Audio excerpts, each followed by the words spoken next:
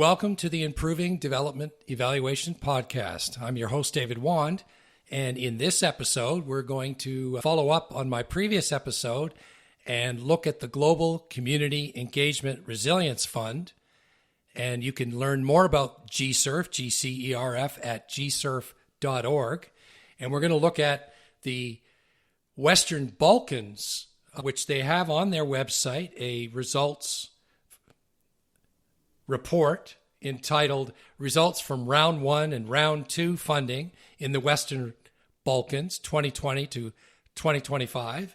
And we're going to focus again, like my podcast has been doing since 2023, identifying two major weaknesses in evaluation design. The first one is failure to do any statistical analysis of their indicators, or doing statistical analysis that is just simply incorrect. I'll be looking at that in this episode, specific to the Western Balkans report that they've put on their website, which I commend them for. This is great to see. But more importantly, I'm going to focus on the second area, which is the failure to use, as you've noticed in some of my episodes, where the outcome is very well, clearly articulated, but the outcome measure that they're using, or an outcome indicator to measure that outcome, is not a valid measure of the outcome.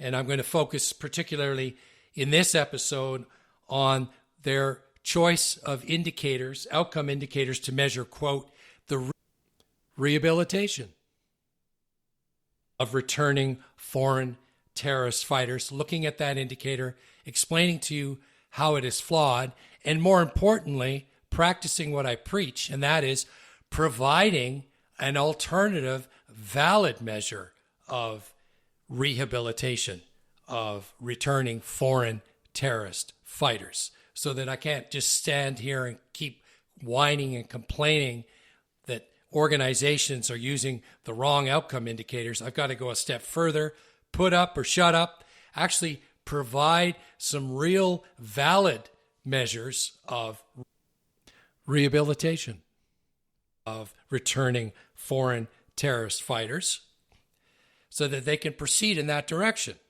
Because that's the whole purpose of my podcast, is to get these organizations to improve, or for that matter, just even start evaluating their projects in a way where they can actually claim with valid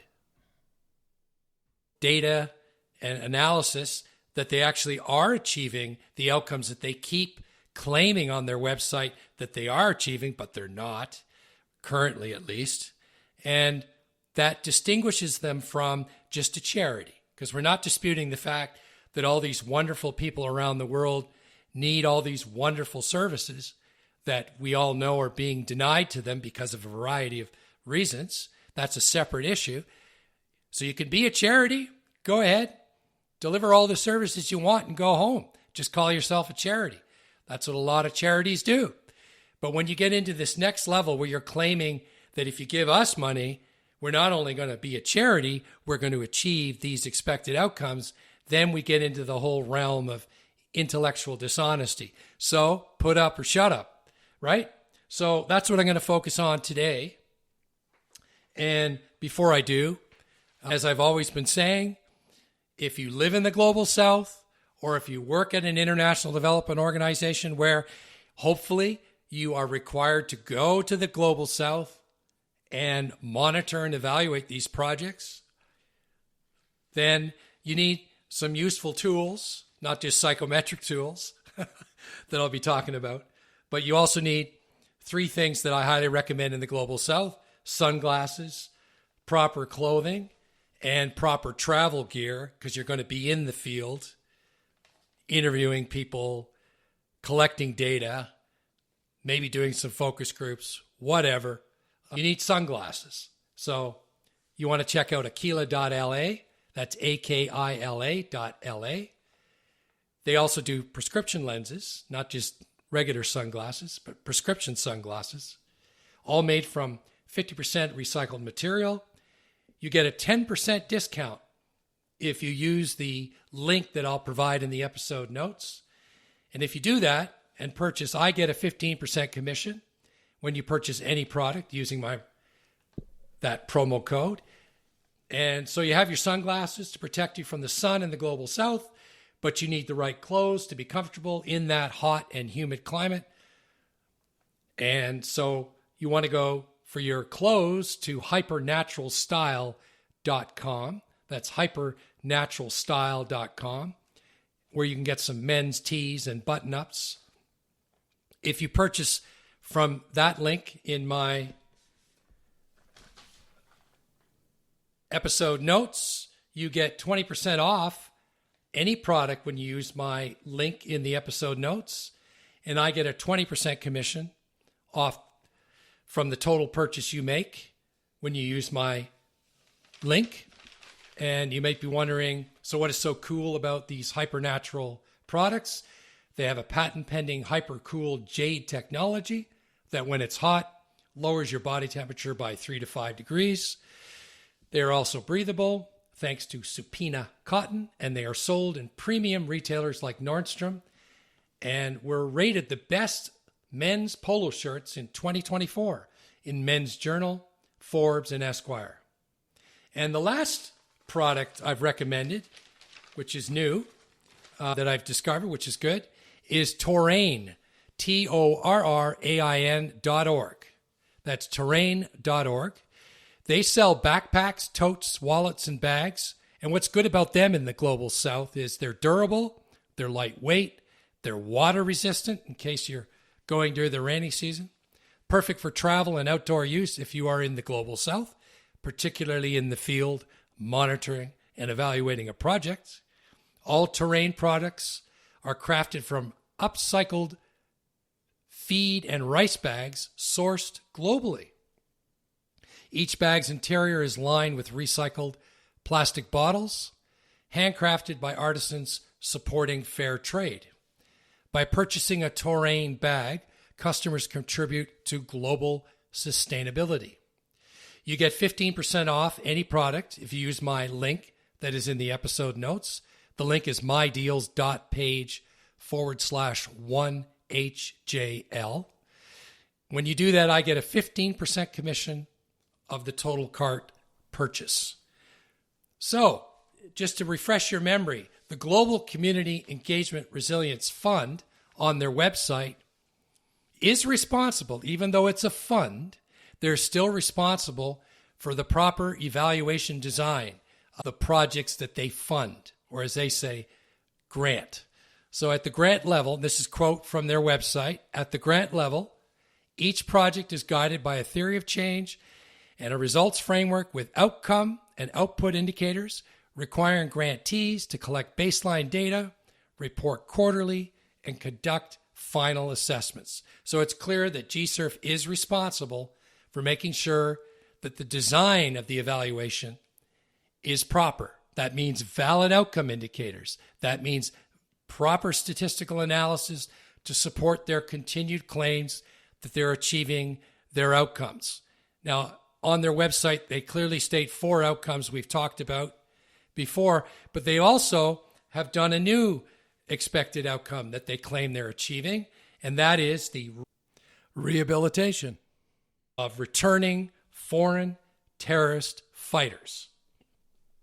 So we're going to take a closer look at their results from round 1 and round 2 funding in the Western Balkans report 2020 to 2025. Again, they say it's an abridged version of the original paper, but I can't find the original paper. So to be fair to them, maybe the entire paper includes all of the outcome indicators.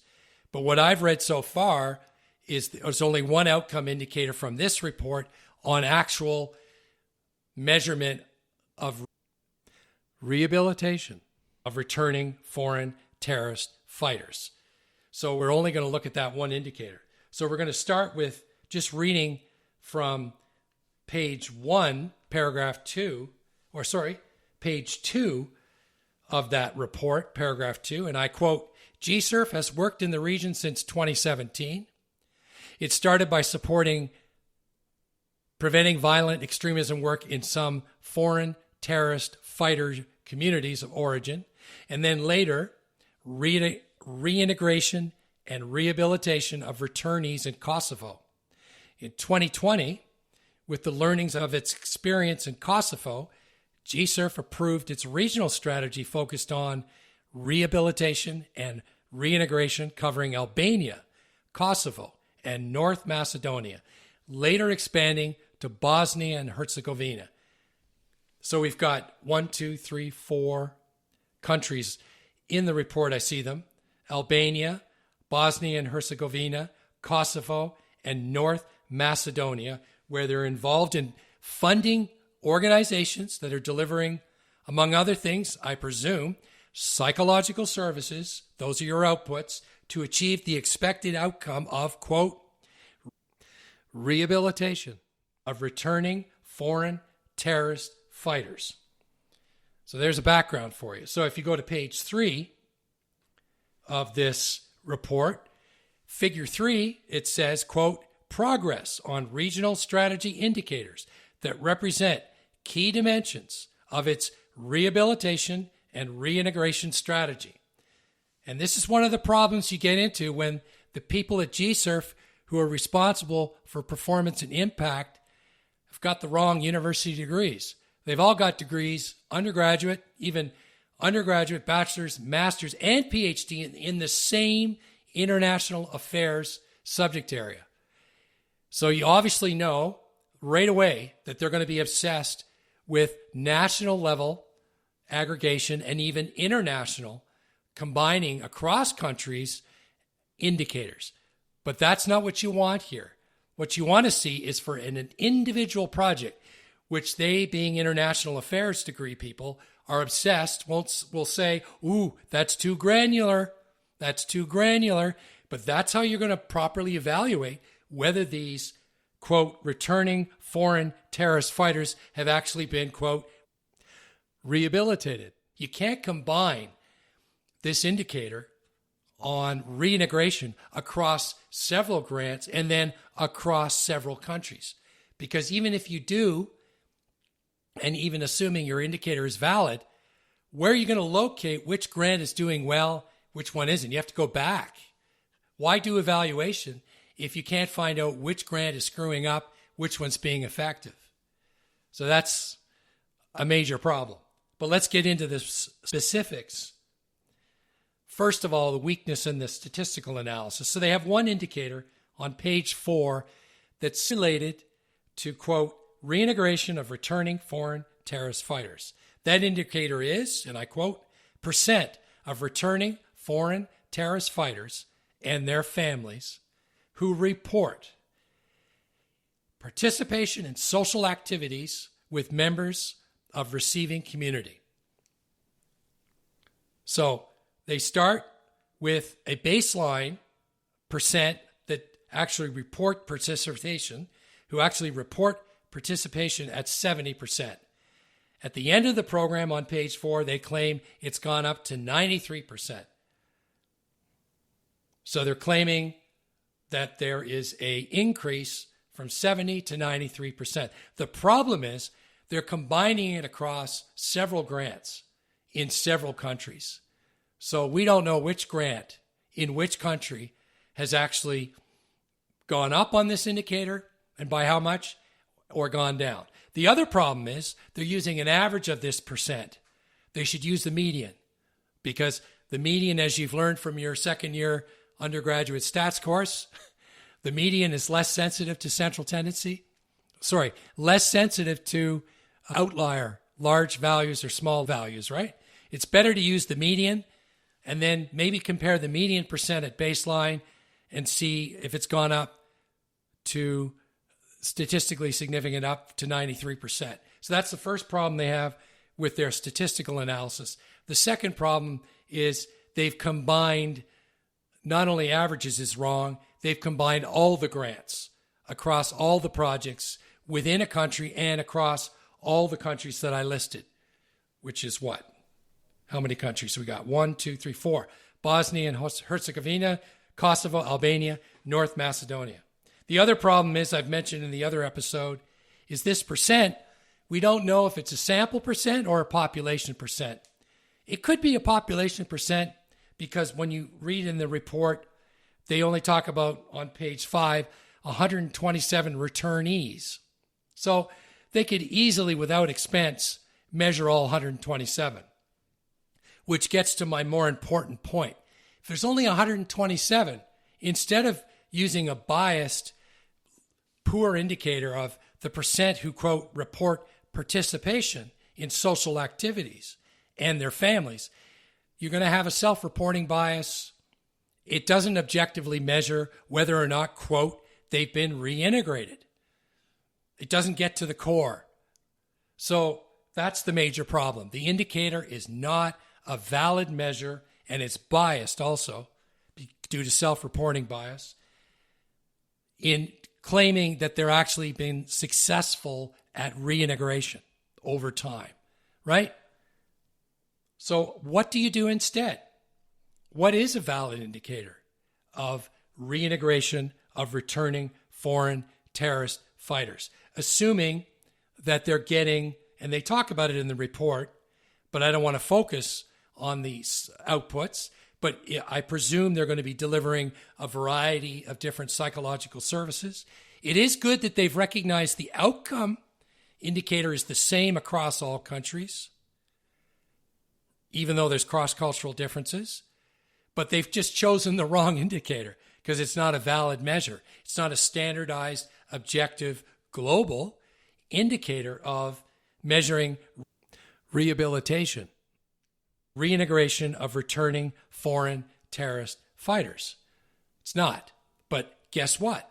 There are a few valid psychometric tools out there, and this is why that background, education background in international affairs, unfortunately gives them a bias where they're not interested in looking at psychology, which is what this whole funding is about.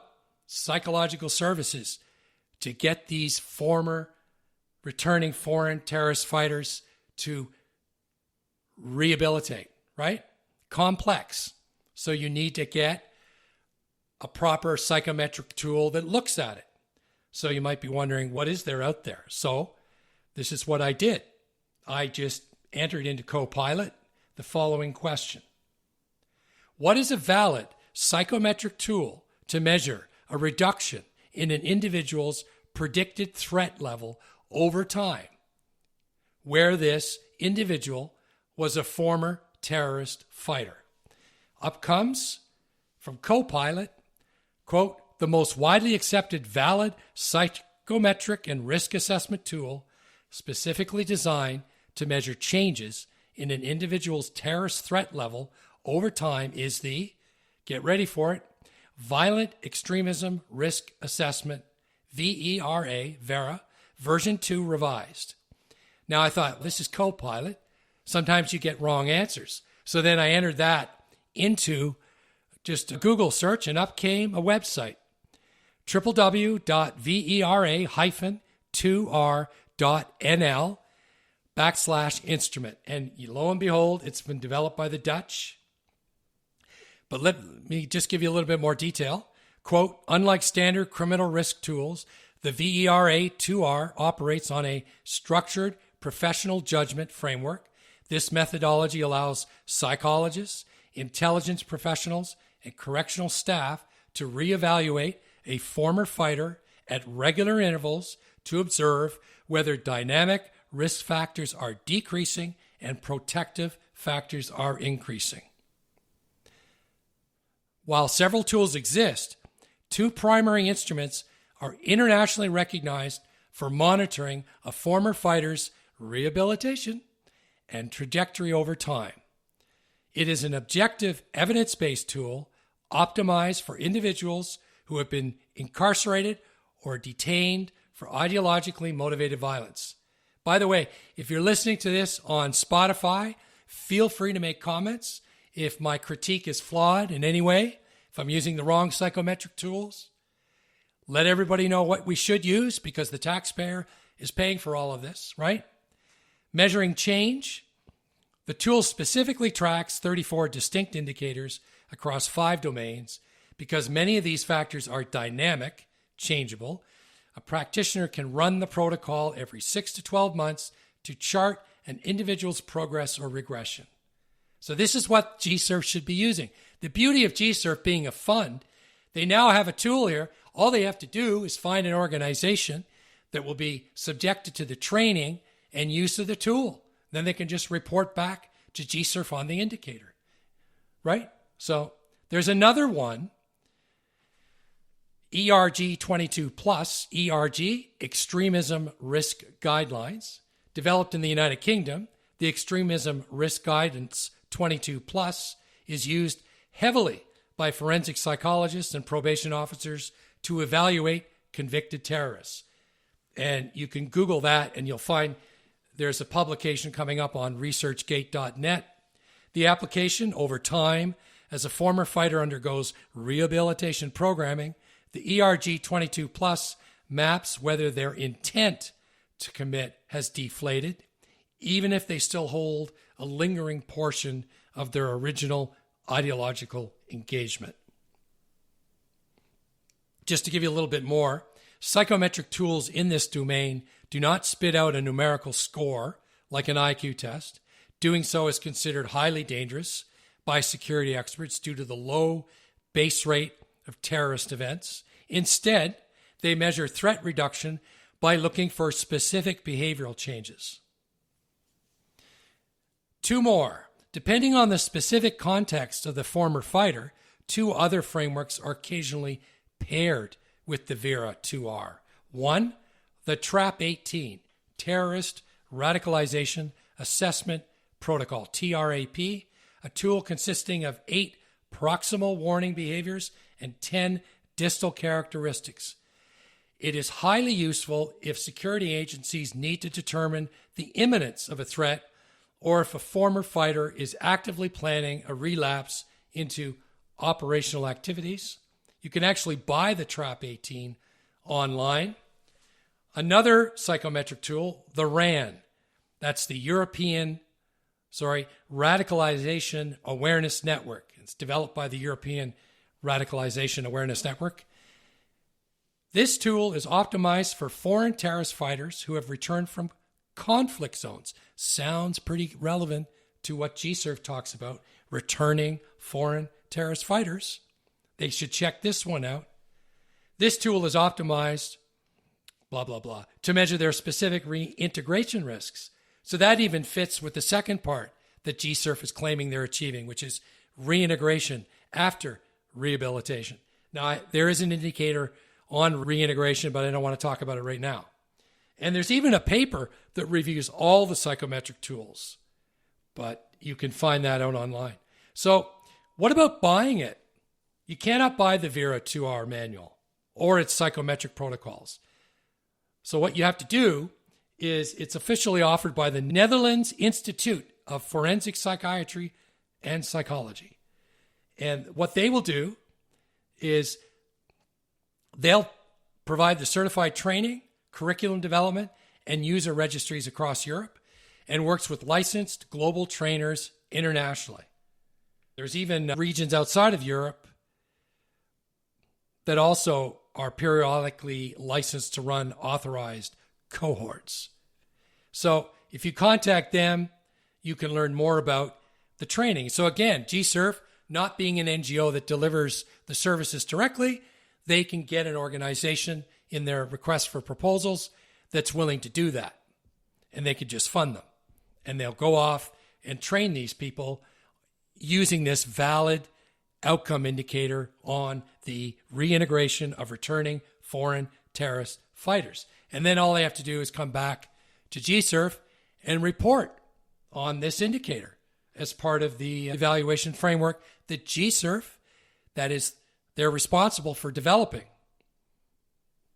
So included in the purchase is the course curriculum, the official manual upon successful graduation, passing the qualification parameters. You're handed the physical VERA 2R professional manual. And then you're also, this practitioner is added to an elite monitored international register, which is great because if you can get local citizens in these countries, Kosovo, etc., to become practitioners, you could even argue that's one of the other outcome indicators that GCERF keeps claiming they're achieving, which is vocational skills training. So they've also achieved that and also additional income. increased incomes. So that's a great example where if they use this psychometric tool, they can achieve two outcomes at once. They can achieve an increase in vocational skills followed by an increase in subsequent income. And hopefully if they're using that indicator, as I recommend they do, and also using these valid measures of rehabilitation of returning foreign terrorist fighters. So that gives you an example of how their choice of outcome indicators are not valid, and therefore they can't claim, like they are claiming, that they're being successful at rehabilitation when they aren't, for the reasons I provided. They're not using a valid measure. I have provided, 4 valid measures psychometrically of rehabilitation of returning foreign terrorist fighters. To be clear here, the indicator that they have provided in this report that I've reviewed that as invalid is actually a measure of reintegration, because they're asking the self-reporting bias of the returning foreign terrorist fighters to report on their participation along with their families, which also is self-reporting bias, as to whether they have participated in social activities with members of the receiving community. That clearly suggests this is an indicator of reintegration, which further stresses the point that in the report that GCERF has produced, there's not a single indicator they have shown in that report that measures validly rehabilitation. And so the 4 measures that I've offered, they should be looking at those. That's very important, because unless I've missed something, those indicators, there's not a single one that deals with measuring validly rehabilitation. Now, it might be in the larger report. We don't know, but you'd think they would have it in at least the shortened report that they've posted on their website, because they're claiming that they have been successful in rehabilitating these fighters. And obviously that's a precursor. You first have to rehabilitate them before you reintegrate them, right? So that even stresses the point even further. Where are your valid indicators of rehabilitation? Because they're not there. So GCERF has 4 that I've suggested in this episode that they should draw on. So what I'm going to do now is, since GCERF has received money from the Government of Canada in the past, and they are listed on the Global Affairs Canada project browser website, I will be, as usual, sending an email to the Secretary of State for International Development, along with copies of that email. They'll be copied on it. All the opposition party critics, shadow critics on international development, recommending that they use this indicator for any organization, including GCERF, that they're funding to deliver services that the Canadian taxpayer is paying for to achieve this expected outcome of rehabilitation of returning foreign terrorist fighters. Also, recommending that they follow the lead of GCERF in actually putting the performance measurement frameworks, that's what they're called in Canada, on the website of the organization that's received the money from the Government of Canada. And even better, that they put them on the Government of Canada website, which they are currently not doing. So, thank you for listening. Bye for now.